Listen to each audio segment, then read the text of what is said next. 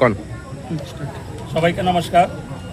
আজকে আমাদের যে বৈশাখী মেলা এবং আনন্দ মেলা এসএসবি ক্যাম্প সংলগ্ন রাম ঠাকুর ক্লাব প্রাঙ্গণে এখানের যে যুব সমাজকে নিয়ে যে আনন্দ মেলা, এই আনন্দ মেলা আমাদের আগামী 10 দিনের যে পারমিশন আমাদেরকে দেওয়া হয়েছে এবং আমরা দেখতেছি আরও বেশি দিন আমরা আরও কিছুদিন বাড়াতে পারি কিনা।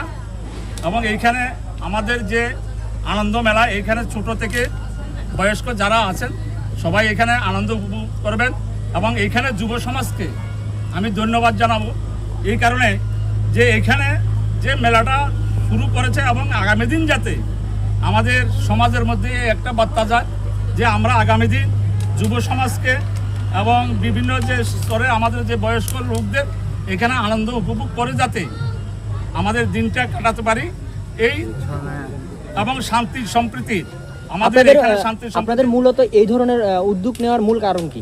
এখানে আমাদের মূল কারণ হচ্ছে এটাই, আমাদের সমাজের মধ্যে একটা বার্তা দিতে চাই, যুব সমাজকে একটা বার্তা দিতে চাই যে আমরা বিভিন্ন ত্রিপুরাতে বিভিন্ন যে নেশামুক্ত যে আমাদের একটা দেশ গড়া, এটার মাধ্যমে আমরা সূচনা দিতে চাই যে আগামী দিন যুবকরা সচেতন হয়ে এইসব আনন্দ মেলাগুলোতে উপভোগ করুন এবং নেশামুক্ত দেশ গড়ার জন্য আমাদের এই উদ্যোগটা। এই মেলা কতদিন ব্যাপী চলতে থাকবে? এই মেলা আপাতত আমাদের 10 দিনের পারমিশন নিয়েছি।